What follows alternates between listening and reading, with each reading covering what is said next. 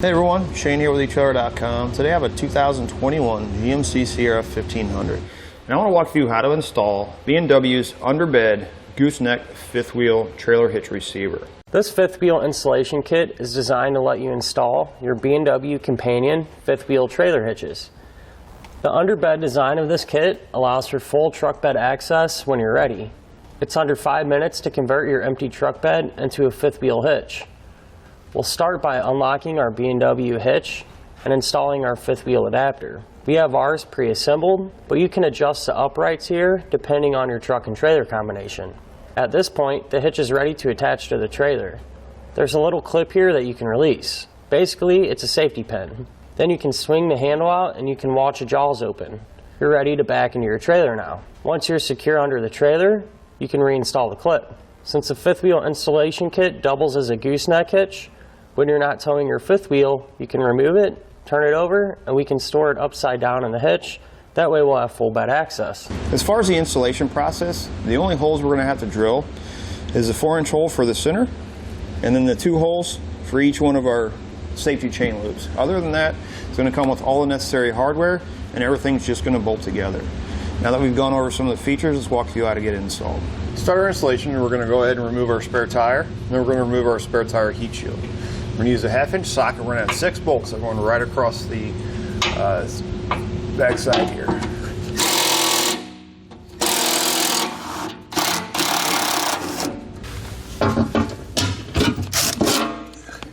Then we'll set this aside to be reinstalled later. Next, we need to cut out our heat shield. You're going to notice the heat shield runs from this hat channel right here back and forward. We need to cut the forward section out. So we're going to be cutting it right along in front of it, and then we'll be taking it off on the other hat channel up there. I'm just going to use some tin snips. If you can get a cutting wheel on there, it might make it a little bit easier.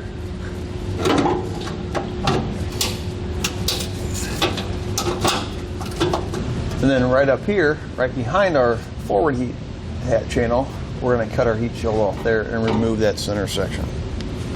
We're going to do it the same way we did the back.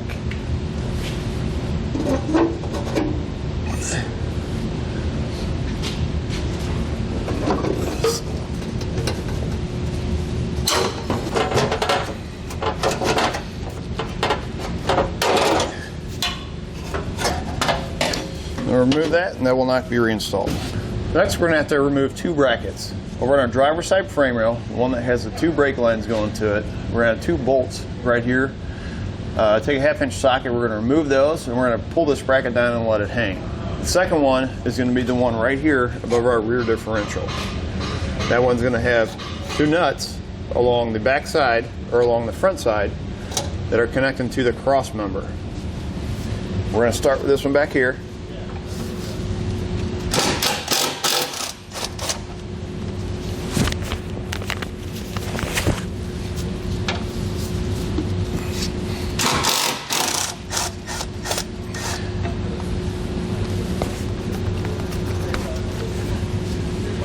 I'll let that hang loose so it doesn't interfere with our install, and then we'll come back and we'll remove the second one. For this one, we're going to have 2 nuts. We're going to have one here and one here. We're going to use a 10mm socket, remove both of those. We're going to slide this off and let it hang.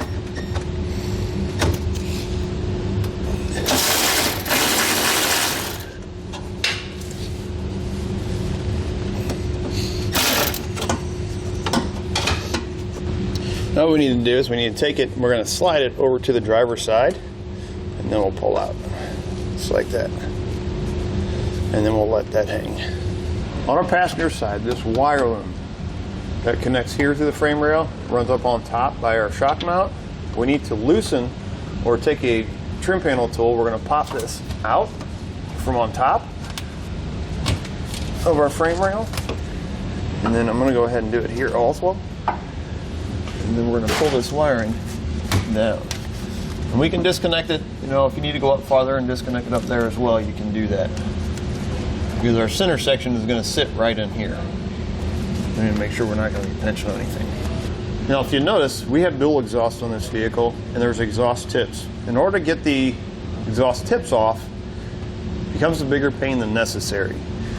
To make it easy on ourselves, to get our center section up in place when we need to, what I'm going to do is I'm going to take the 2 nuts off of our exhaust right here, and I'm going to take this section from our driver's side off.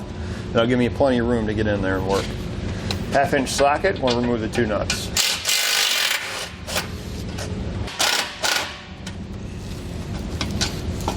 $15mm socket, we're going to remove the bolt that's holding our rear bracket in place for our exhaust.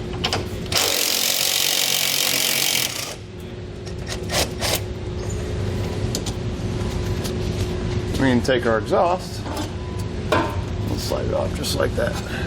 And we'll set this aside to be reinstalled later. Per our instructions, we need to measure from the edge of the bed, make sure it's not the tailgate,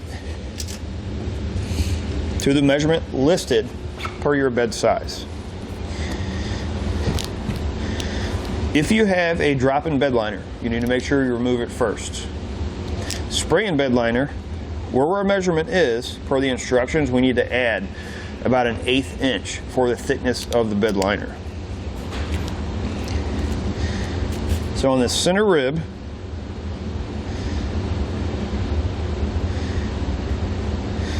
we'll take a marker and put a little mark. Then we'll go in between our wheel wells and then split the difference.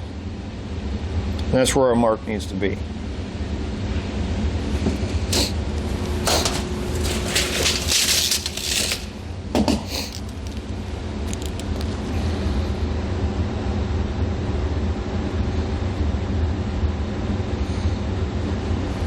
I'm going to start by drilling a pilot hole first.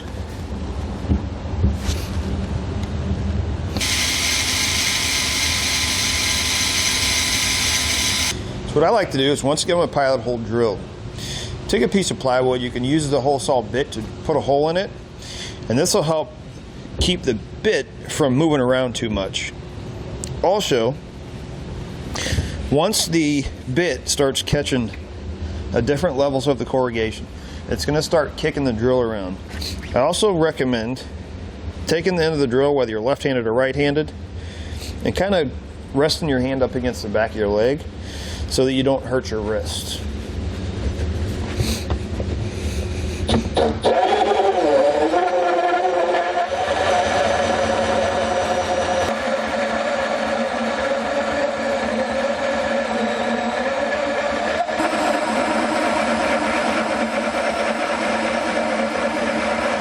Once you get the hole cut, it's a good idea to take a file. We're going to trim off or file down any of the shards that may be stuck on there, any of the barbs or anything.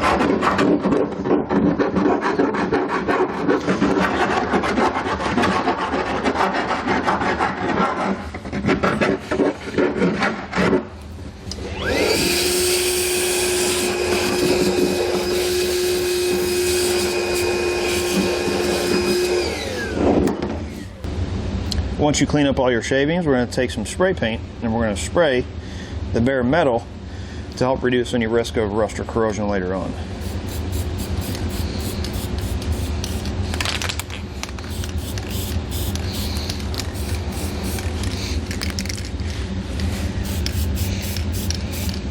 Next, we'll take a T15 Torx bit on our driver's side. We're going to loosen, or we're going to remove the bolts holding the wheel well liner in place. Now what we're going to do is try to do just the bottom 3. What we're trying to do is, this is 2 separate pieces. We're going to try and fold this back enough that we can get our cross members slid in place. If we can't do it by just removing these 2 or 3 here along the bottom, if I had to, I'll come over and I can remove some that are along this edge to give me a little extra room.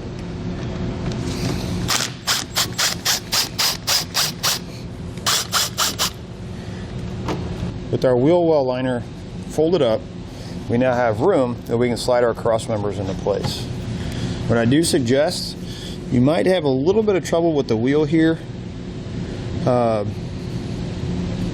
If you're doing it on jack stands, maybe let the axle drop enough to where it gives you plenty of room over top the tire. We're going to start by installing our front cross member. It's going to be in a piece of angle iron or steel. One side's going to have holes in it. We want the holes to face the back, this to be at the top towards the front. So what we're going to do is we're going to slide it in like this, and then we're going to rotate it up. We're going to go in front of our hat channel.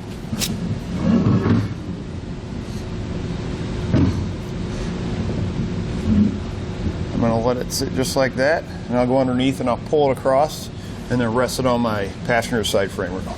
We're going to make sure we're going behind our shock mount where we had removed that wiring earlier from the top of the frame rail. And what we're going to do is we're going to take this, once we're all the way in, and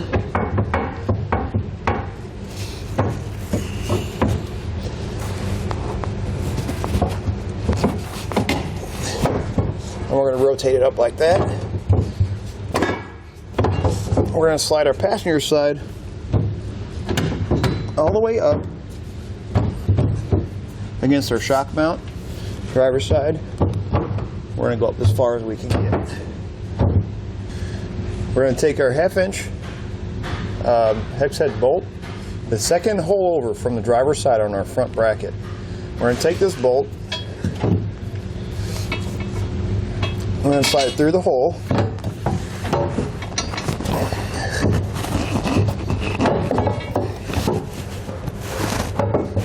Then we're going to take this rubber ring, and we're going to slide it over just like that. It's going to hold the bolt in place when we go to install our center section. So here's where you might need 2 people. If you don't have a lifting device, this is the way I like to do it. What I'm using this for is so that when we put our center section in place, somebody up here can take these 2 hooks, hook them around the pin, and then tighten it down so that it holds it up flat against the bed while we install the hardware for our cross members. Where you need 2 people is there's no way for you to hold it up from the bottom and come up here and clip it on the pin at the top. So I'm going to grab an extra person and have them do that while I hold up the bottom. We'll get that put up and start installing the hardware on our cross members. Now with our second set of hands up on top, we're going to put our center section in place. You want to make sure that your handle for your pin is going out towards the driver's side.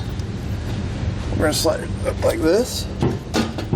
Just kind of feed it in there. Make sure you watch your wiring so you don't damage anything. Just kind of work it in there.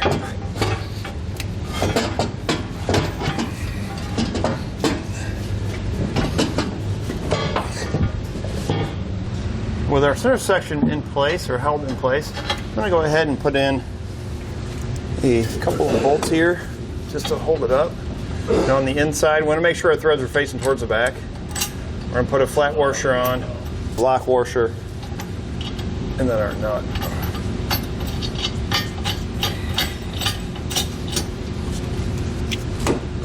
Get one more on here.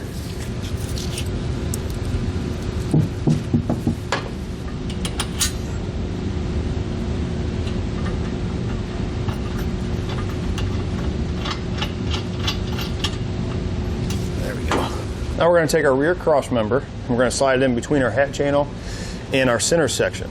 You notice the holes are more to one side than the other. You want to make sure they're towards the top.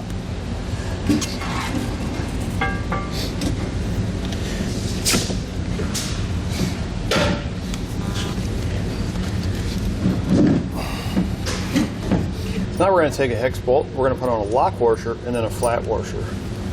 We're going to line up the hole from the center section into our cross member, and we're going to thread them into place.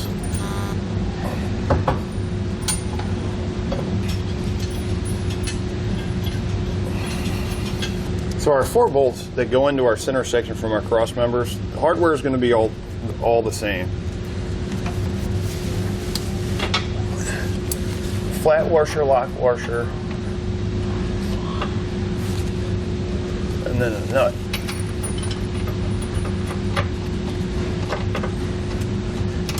And then for the 4 bolts going to our rear cross member, we're going from the hitch side or from the head side or center section into the cross member. The cross member is going to be threaded. So you'll use a hex bolt, lock washer, flat washer, and thread it into the rear cross member. Next, we need to locate this oval hole, and it goes outside or inside to outside. So the same hole is on the outside of the frame rail. You're going to take your pull wire, The open end, we're going to pass it through that hole to the outside towards the tire. Your spring end is going to be on the inside. We're going to put on one of these plates. And you're going to put on a carriage bolt. We're going to thread the carriage bolt onto the spring end of our pull wire. We're going to take this plate, pass it in the hole first.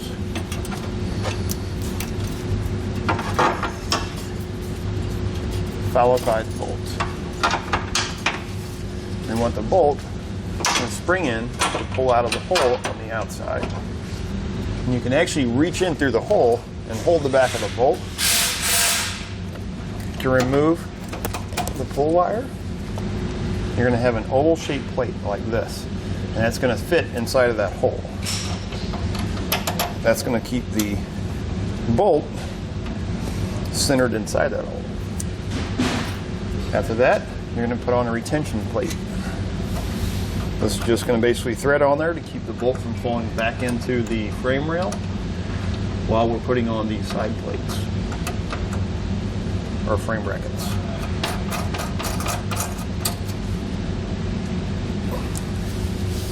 We're going to repeat that same thing on the other side. Next, we're going to have a U-bolt. On our driver's side, we need to kind of pull those brake lines out. You notice this welded seam right here where our frame is welded together? It kind of gives you an idea of where it needs to sit. We're going to go in between the frame and our brake lines, and we're just going to set it in place just like that. Our frame bracket, we're going to get our U-bolt ran through it, and then our bolt that we just previously installed through the Outlaw hole.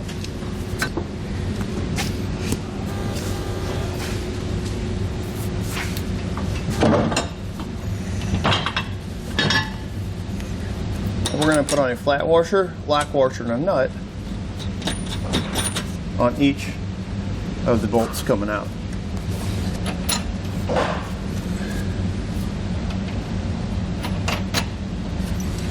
For our side bracket, going into our front and rear cross member. Going into the rear cross member, we're going to be going from the front of the vehicle towards the back. We're going to put on a lock washer onto a hex nut. We're going to thread it into the rear cross member. For the front one, we're going to use a hex bolt. We're going to go through the bracket.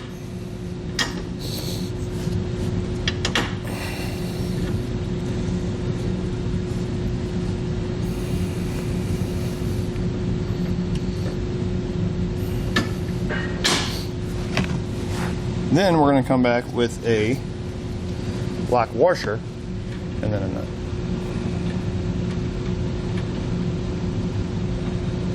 Then we're going to repeat that same thing on the other side of the vehicle. So with the 3/4 inch socket, you may need to use a swivel on the end and an extension. We're going to tighten all the hardware going to the center section first.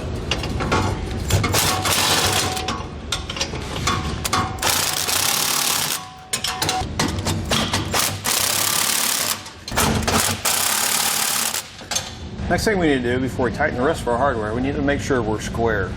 So what we're going to do is we're going to measure from our rear cross member to the edge of the hat channel on each side and just make sure that distance is the same. Like we're about a 1/2 inch here, or about a 1/2 inch there, so we're good. Once you're done measuring the distance between your cross member and your hat channel, and you got the same distance, you know your hitch is square, then we're going to come back and we're going to torque the bolts going from our cross member into our center section. We're going to torque all of our hardware to the specifications listed in the instructions. Next, we'll come to our side bracket hardware. We're going to tighten and torque our 2 bolts going to our cross members first. Then we're going to tighten and torque the bolt that we passed through the frame rail. And then we'll tighten and torque the U-bolt hardware. We're going to do that same sequence on both sides of the vehicle. For the hardware that's going from your frame brackets into your cross members, maybe easier if you use a crow's foot because it's kind of tight space to get just a socket in there.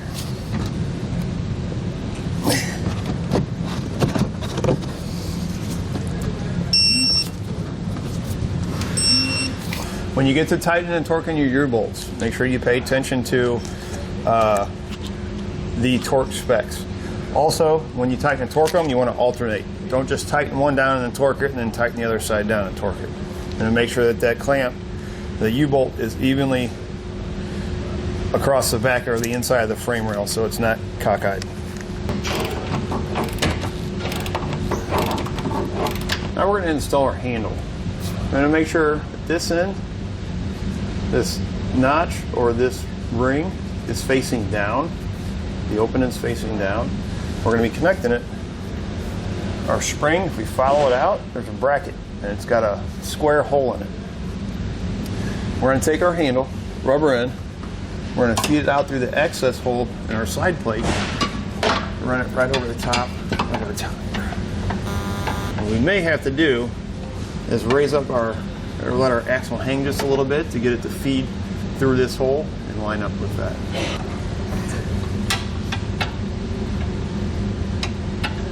We're going to go on the front side of that plate.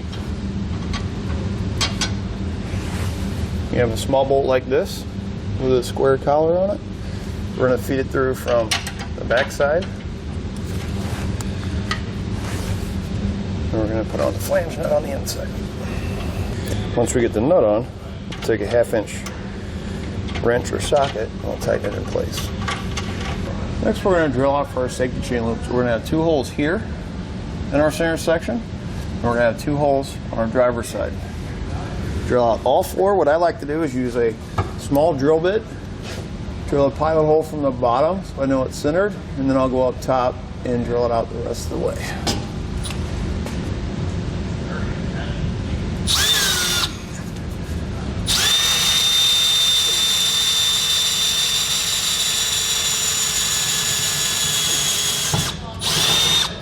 And I like to use a step bit.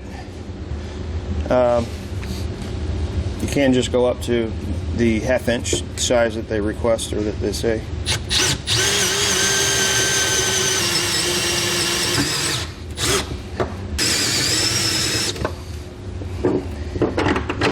Ideally what we want our U-bolt not to snag. So we want to be able to move it freely like that.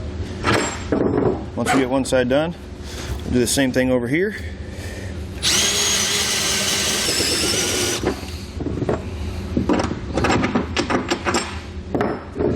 Once both U-bolts will slide in easy.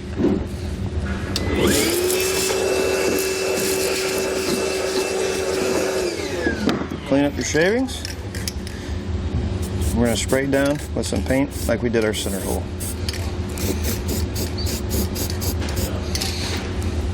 Let that dry for a second, install our U-bolts, go down in our teeth and install the springs and the nuts for our U-bolts to hold them in place. Then you're going to have 4 Christmas tree shaped springs. We want the big end to go up towards the hitch and the smaller end to go down to the bottom. We're going to put it over our U-bolt, then we're going to add on a nut. And we're going to put one on each one of them. Then we're going to take a 3/4 inch socket. We're going to tighten the nut down enough where the head of the bolt or the U-bolt is about level with the outer edge of the nut.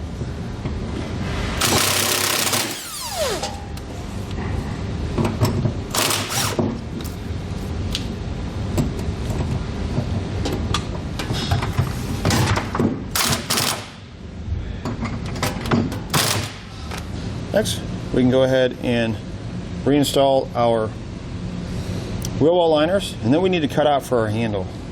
You can see where the handle is pressing on the wheel well liner. We need to cut a square out that's big enough that you can reach your hand in and grab it and pull it out. And this is just cardboard, so we can actually cut it out with a utility knife.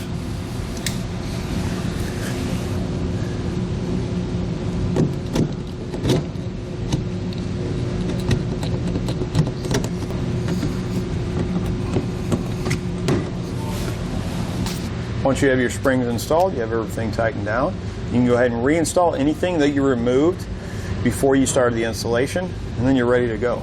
That's going to do it for a look at and installation on the B&W 5th wheel underbed hitch on the 2021 GMC Sierra 1500.